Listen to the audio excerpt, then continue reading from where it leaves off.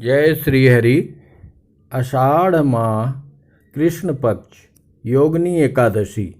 योगिनी एकादशी तो प्राणियों को उनके सभी प्रकार के अपयश और चर्म रोगों से मुक्ति दिलाकर जीवन सफल बनाने में सहायक होती है।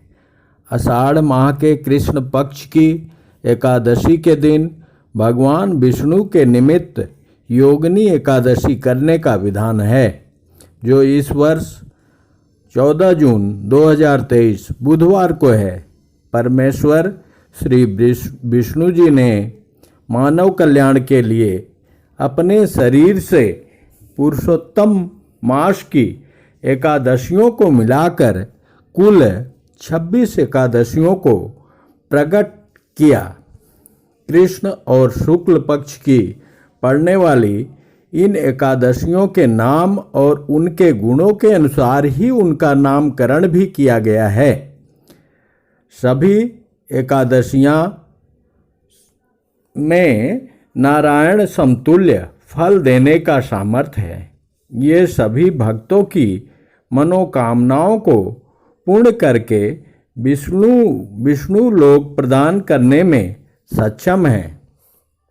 इनमें योगिनी एकादशी तो प्राणियों को उनके सभी प्रकार के अपयश, जाने अनजाने जो अपयश अभी तक हुआ है, आगे संकल्प करें कि अब हमसे नहीं होगा, उस अपयश को और चर्म रोगों से मुक्ति दिलाकर जीवन सफल बनाने में भी सहायक होती है। यानी विष्णु लोक तो प्रदान करेगी, परंतु इस धराधाम पे सभी कष्टों से, अपयशों से और चर्म रोगों से भी मुक्ति प्रदान करने में सहायक है।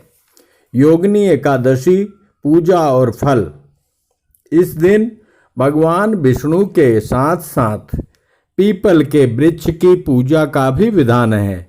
साधक को इस दिन व्रती रहकर भगवान विष्णु की मूर्ति को ओम नमो देवाय यानी 12 अक्षर मंत्र का उच्चारण करते हुए स्नान आदि कराकर प्रभु श्री विष्णु के विग्रह को स्नान कराकर अच्छी तरह से साफ कपड़े से उसको पोंछकर वस्त्र, चंदन, जनेऊ, गंध, अक्षत के जगह सफेद तिल, पुष्प, धूप, दीप, नैवेद्य, तांबूल आदि समर्पित करके आरती उतारनी चाहिए। पद्म पुराण के अनुसार योगिनी एकादशी समस्त पापों का नाश करने वाली, संसार सागर में डूबे हुए प्राणियों के लिए सनातन नौका के समान है। यह देह की समस्त आदि व्याधियों को नष्ट कर सुंदर रूप, गुण और यश देने वाली है। इस व्रत का फल 88,000 ब्राह्मणों को भोजन कराने के फल के समान है। यानी इस व्रत का अगर पालन किया जाए तो एक साथ 88,000 ब्राह्मणों को जो भोजन कराने से फल मिलता है, वह फल मात्र इस एक एकादशी के व्रत के रखने से ही प्राप्त हो जाता है।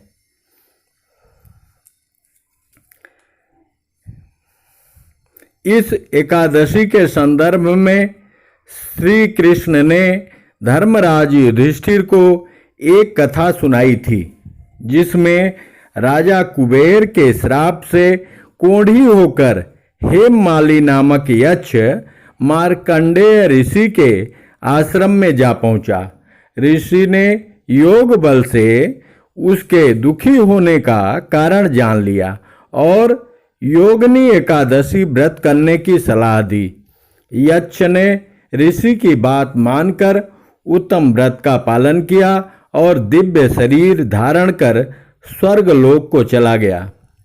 एकादशी के दिन चावल वर्जित है। यदि बच्चे और बूढ़े व्रत नहीं रह सकते तो इस दिन चावल का प्रयोग बिल्कुल भी न करें, यानी घर पे चावल न बनाएं।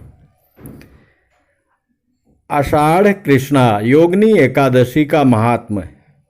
श्री कृष्ण जी बोले, हे युधिष्ठिर, आषाढ़ मास के कृष्ण पक्ष की एकादशी का नाम योगिनी एकादशी है। इसके महात्म की एक पौराणिक कथा कहता हूँ।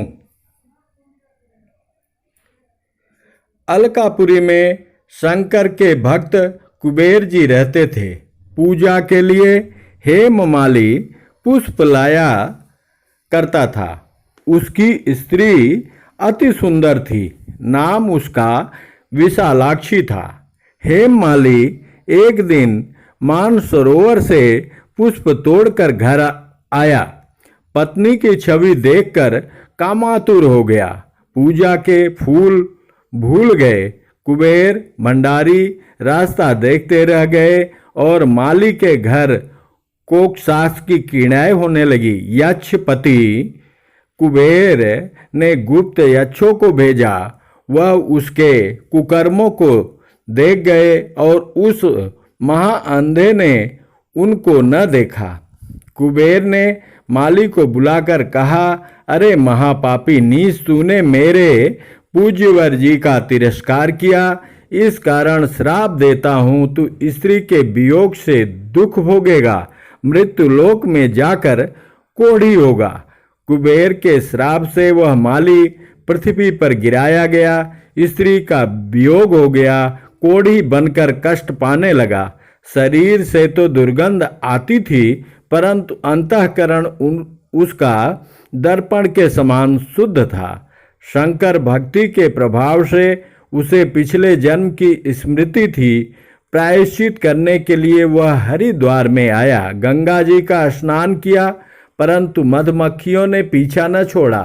भिन्न भिन्न करती ही रही। अंत में पतित पावनी देवभूमि उत्तराखंड को चला। देवप्रयाग होता हुआ जमुनोत्री के तट पर पहुंचा, जहां चिरंजीवी महामुनि मार्कंडे का आश्रम था। उनके दर्शन से मधुमक्खियां अंतर्ध्यान हो गई। हेममाली उनके चरणों में गिर पड़ा। अपने अपराध की कथा सुनाकर मुक्ति का उपाय पूछा। मार्कंडे मुनि बोले, आप आषाढ़ मास के कृष्ण पक्ष की एकादशी का व्रत विधि सहित करो, समस्त पापों का नाश हो जाएगा। अतः हेममाली ने मुनि की शिक्षा से योगिनी एकादशी का व्रत किया। उसके प्रभाव से अपने दिव्य स्वरूप को प्राप्त हुआ। जो फल 88,000 ऋषियों को भोजन खिलाने से मिलता है, वह इस महात्म्य को सुनने से मिलता है। फलाहार इस दिन मिश्री का सागर लेना चाहिए। जय श्री कृष्ण, जय श्री हरि, जय श्री माधव। राधे राधे।